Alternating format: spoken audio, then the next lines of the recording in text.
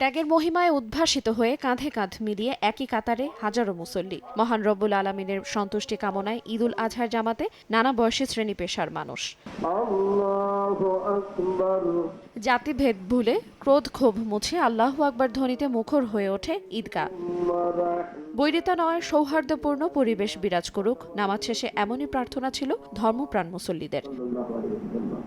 এক কাতারে সামিল হয়ে ঈদ জামাতে অংশ নেন জনপ্রতিনিধিরাও। আমাদের বরিশালবাসীর প্রতি আমার আবেদন, ঈদুল আজহার যে কোরবানি, এই কোরবানি যত বৈধ আছে নির্দিষ্ট স্থানে রাখবেন। আমরা সিটি কর্পোরেশনের পক্ষ থেকে সেগুলো পরিষ্কার করব। নামাজ পরবর্তী খুতবা ও মোনাজাতে মুসলিম উম্মার সুখ ও সমৃদ্ধি কামনা এবং ফিলিস্তিনিদের জন্য বিশেষ দোয়া করা হয়। পরে একে অপরের সঙ্গে কোলাকুলি ও কুশল বিনিময় করেন মুসল্লিরা। সময় সংবাদ, বরিশাল।